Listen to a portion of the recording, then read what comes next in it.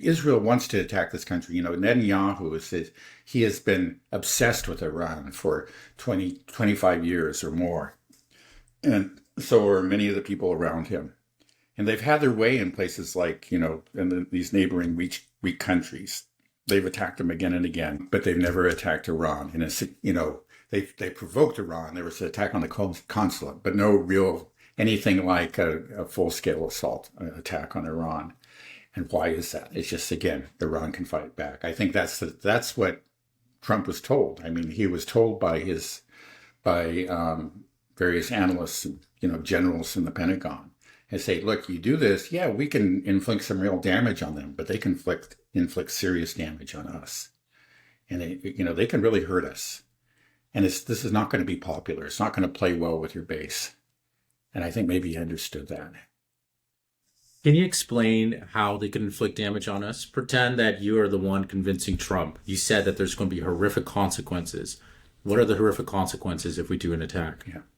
Well, the Iranians have spent the last 2-3 decades developing a very formidable missile force.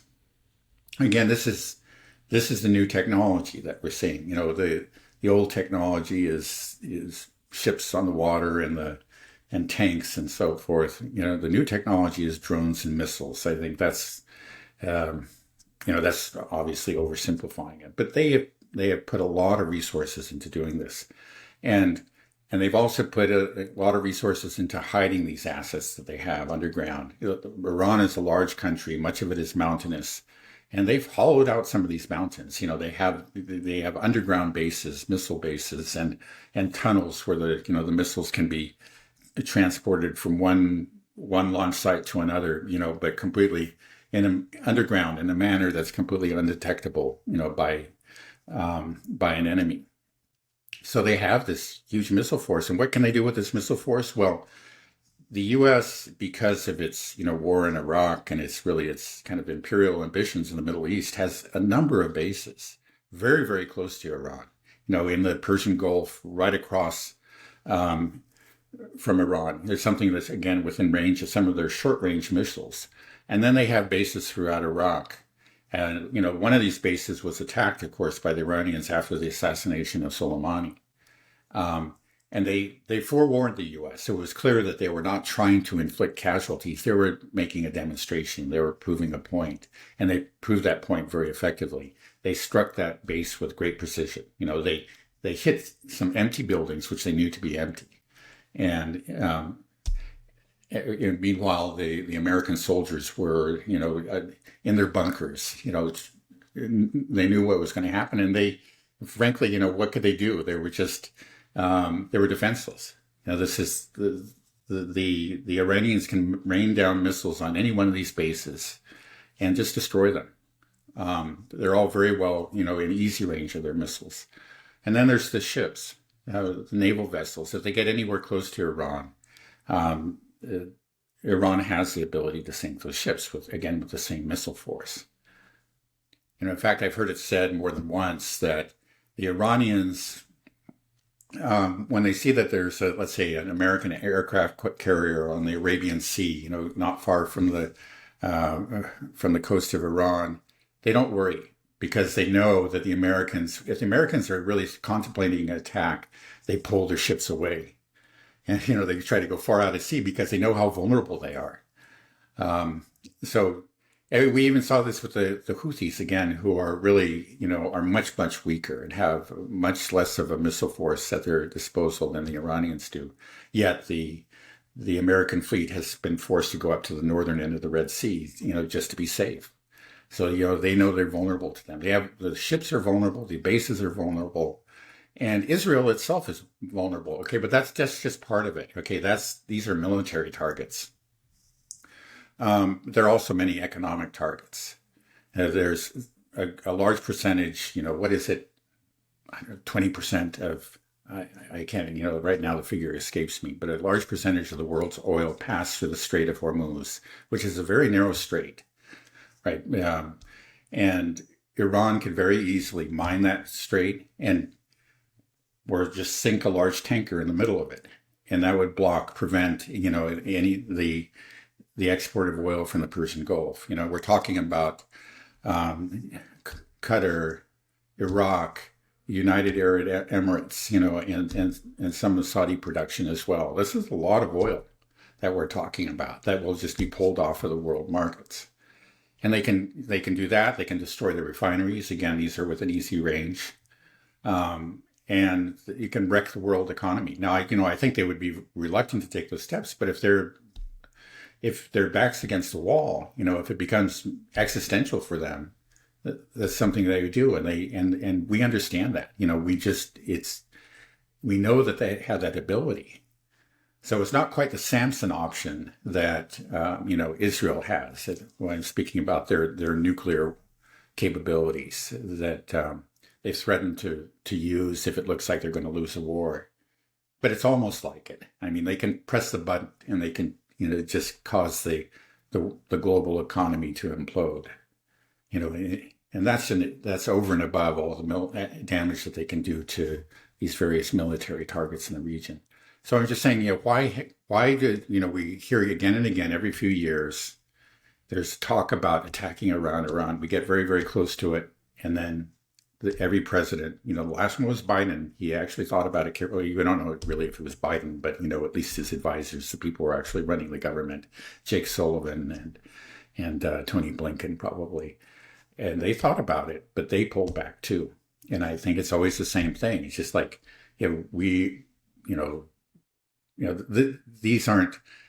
this isn't Lebanon, where we can just fly over, or Israel can and drop as many bombs, or Gaza or whatever, and make a Dresden of the place. Yeah, this is a country that can fight back. Well, okay, I'm convinced. I feel like anybody should be convinced. It's amazing that this keeps on coming up. I mean, It seems like it's the absurdity of trying to carry out this attack and thinking that's something that we can just walk away with, just quickly cause Iran to cave is just, it's so silly. It's just amazing that we keep on having this conversation in our administration. It keeps on coming up. Beat the war, the drums of war against Iran. Well, there are those people that really do want war with Iran. They're obsessed with it. Like, they share the obsession of Netanyahu, and they don't really care if the world economy collapses or the U.S. is humiliated or whatever. They just want to bring down Iran. And they've always been there, and they're still there. Why are they there? Is it just because it's an Israeli interest, right? It's not an American interest, right? Is it a Zionist desire, or is there... I mean, a Zionist and neocons have kind of melded, I guess, in many ways, right? Well, the neocons have always been Zionists. I think you could say that they're kind of an American subset of Zionism. So is it really because of Israel that we have people in our government that are just always beating the war drums against Iran, that always want to just, let's attack Iran, let's attack the Lindsey Grahams, these types of people? Why, where is this hatred? It's strange to hate somebody that's so far away from you that really has no impact on your life. Right. Yeah, no, I think it's almost entirely, or let's say much more than half of it is Zionism. It is support for Israel. Israel makes it clear, that this is our main enemy and that we must take this main enemy out. And so the Zionists, of whatever stripe we're talking, whether they're religious Jewish Zionists or Christian Zionists or secular Zionists, they all share the same objective. This is what Israel wants. This is part of the Zionist project. The Israelis themselves are telling us again and again that this has to be done. This is Iran is the head of the snake. It's the octopus. Its tentacles, are the axis of resistance collectively. But if we're going to really put an end to the axis of resistance, we have to go to Iran. That's where it's based. So I think supporters of Israel naturally become haters of Iran. But I don't think it's only that, because there was the embassy takeover in 1979, in Iran. And that was a humiliating incident for the U.S. and it left many Americans angry and looking for revenge. And I think it was one of the reasons that Carter was not reelected, is that he just appeared impotent, in the face of this. Of course, that was better than 40 years ago. And if you look at it, you would hope with some distance that you should look at it more objectively and understand that that was a reaction in many ways to the CIA-sponsored coup against Mossadegh, the Iranian president in the 1950s. It was really through our efforts in great part that the Shah of Iran was established and ruled as a tyrant over Iran for decades. And so when he was overthrown, everybody understood that American power was behind him. So the Iranians, you say, okay, I know this was a violation of international law. They shouldn't have done it. But the anger is understandable. And they didn't just randomly, arbitrarily choose the U.S. as a target. They had their reasons for doing it. But Americans, again, they never know what their own government has done.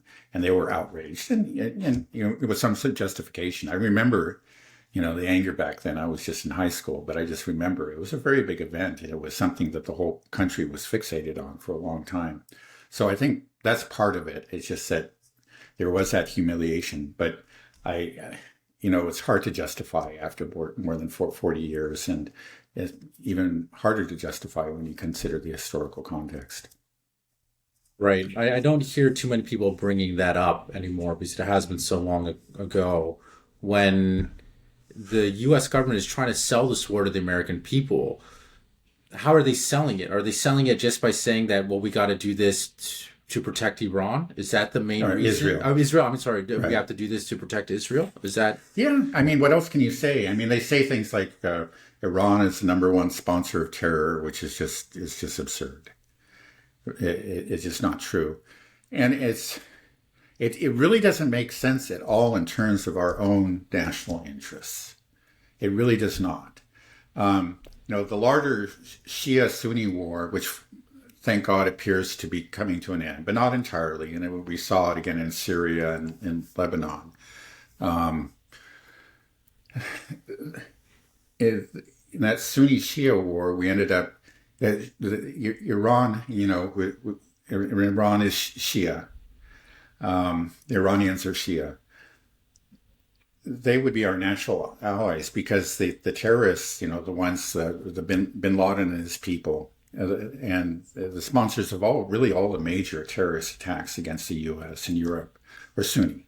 I don't want to choose sides in this war, but it's just a fact. It's this particular branch of Sunnism. Obviously there are a lot of Sunnis who vehemently oppose their way of thinking and their approach. But there is this one branch we sometimes refer to as Wahhabi or Takfiri or whatever, one particular branch of Sunni Islam that has spawned, these the jihadists and these large scale terrorist attacks. The most famous, of course, of which was 9/11. So now. These same terrorists are also see as their enemy, not just the U.S. and the West, but the Shia as well. And so it's quite natural. It would seem, it would have been natural for us to work with the Iranians to oppose a common threat because we actually had a common enemy. And in fact, after 9/11, the Iranians extended the olive branch and said, we'll do what we can to help you. Because again, these people, these jihadists, they kill Shias probably much more often than they actually kill Westerners. Of course, we're Westerners, so we know about the Western casualties, but they killed many, many Shias. And most recently, of course, would be in Syria, where we had those massacres on the west coast there, on the northern coast of Syria. But, so we're looking at it geopolitically and in terms of our own interests, it probably made a lot of sense for us to work with Iran They don't have to be our best friends, but they don't have to be our mortal enemies. Making the mortal enemy, a regime that we have to overthrow and so on, it makes no sense in terms of rationally understood Western interests. It only makes sense from the perspective of people like Netanyahu, who are people who are obsessed with a greater Israel. From their perspective, it makes sense because not Israel, but Iran is the only real adversary, the real power that's opposed to their expansion in the region. The only real power, that's opposed to greater Israel. And so again, the U.S., we shouldn't be devoted to greater Israel, but we've made ourselves an ally of this cause. And, that's why Iran is the enemy. It's not because of some sort of interest of our own. So when we see these reports, for example, that Iran tried to carry out an assassination attempt, or they're plotting assassinations against Trump, where is that coming from? Or are those like Israeli agents or just Zionists within the intelligence agency that are feeding these to Fox News? I even saw a guest on BBC News saying that, about Iran. I was like, oh, don't forget they tried to assassinate Trump. And obviously that makes it very personal if someone like Trump believes that. And that's why they're feeding this story to them, saying like, look, they're trying to kill you, Mr. President. You got to hit them first. Yeah. No, it's absurd. Whenever you look at those stories, you actually dig into them, you find there's nothing there. It doesn't make a bit of sense. Stop and think. If you're Iran, where you actually try to assassinate the U.S. president, you're doing whatever you can to avoid war. And it's clear, they bend over backwards to avoid war. They've come close to war with Israel just, a couple of times in the last year or so. But they did whatever their response was very measured. It was proportional, and it was carried out in a way to avoid, to deprive, let's say, the Israelis of any sort of excuse or justification for a full-scale war. The Iranians are very careful. They're very cautious. They're cautious to the point where some people think they must be weak. I don't know if you saw this, there was an exchange between Daniel Davis and Colonel Douglas McGregor. Yeah, I heard it. Okay, you heard that, right. Oh, yeah, on Judge Knapp, I believe. Yeah, I think you're right. And what Daniel Davis, he said, well, look, the Israelis took out their consulate, killed the general, killed their members of their consulate there in Damascus. They assassinated a guest right there in Tehran on the day of their president's inauguration. These are huge provocations. And if they ever happened to the U.S., we would probably just bomb the other country of the Stone Age. And they didn't reply. Well, that shows that they must be weak. And Colonel Douglas McGregor replied, said, no, you're absolutely wrong. They have very powerful missile force. And the reason is they do not want war. So they'll just do what they can to avoid war. And it's a combination of the deterrence. Why hasn't there been a real war? Though there are people that are dying to have this war, Netanyahu, above all, but many people in the State Department and in the Pentagon and in previous administrations and this administration, they want this war, but they never get it. Why? Well, it really is okay. There's two things. So I've already pointed out the deterrence, right? And say that because they can hit back. They have that strength and they've demonstrated it, in a very careful way, with those missile strikes against Israel last year. And that strike on the base in Iraq, on the American base, they demonstrated it, but they did it in such a way without causing any, casualties within those countries and not giving, a casus belli to the other side. So you say by doing these things, they demonstrate they have the power. Look, if we have a war, we can really hurt you. We just showed we can get through your missile defenses. Our missiles are very precise. They can hit exactly, within a few meters of where we want them to hit. And we got a lot of these missiles. Understand that. But at the same time, we're not going to give you an excuse for war. We're going to, maybe what you did was a violation of international law and of all norms of civility and of humanity, but we're not going to respond in kind. We know you want us to, so that you can be outraged and you can point to an atrocity and you can, create war fever in your own country and launch a war against us. We're not going to do it. It's a combination of that cool rationality and the real deterrence that has kept Iran out of war. And that exchange with Colonel Douglas McGregor and Colonel Davis, Colonel Douglas McGregor said that Iran could flatten Israel in a day if they wanted to. Do you believe that's true, that they have that capability? It may be true. I mean, one thing is Israel is a very small country.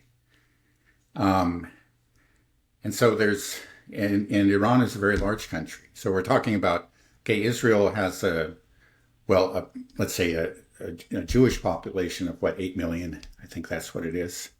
7 million. Yeah, maybe 7 million. And then Iran, 95 million. And then in land area, the difference is even greater.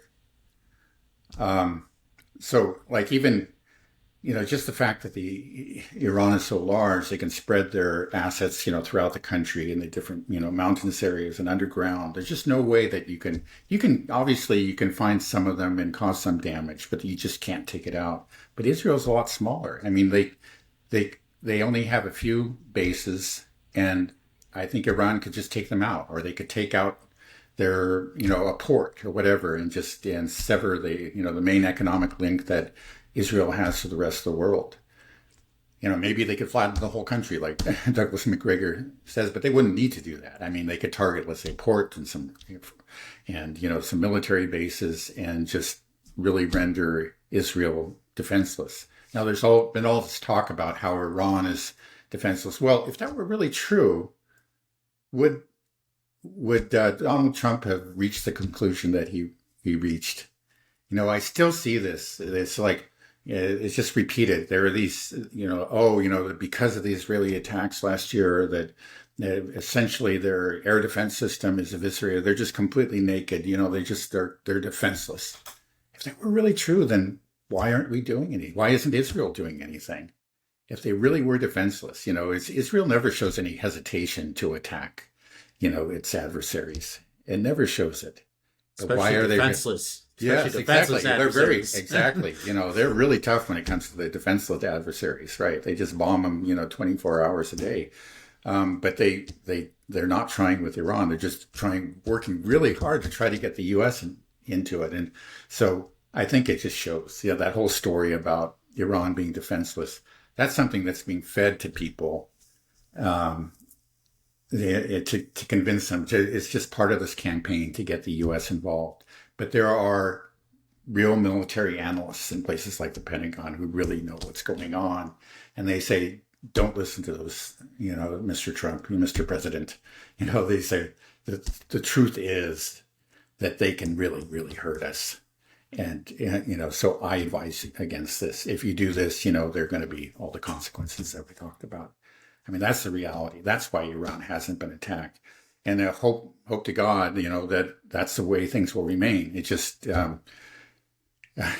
hope that, what we can hope is that Trump puts together a competent team and really understands what he needs to do to reach an agreement, the concessions that he just has to make. Some of them are going to be painful, but he's going to have to make them. He's going to essentially have to do what Obama did. He said this was the worst deal in the world, but, again, maybe the Iranians can give him something, like they give him more time or whatever. And he could just claim that as a great victory.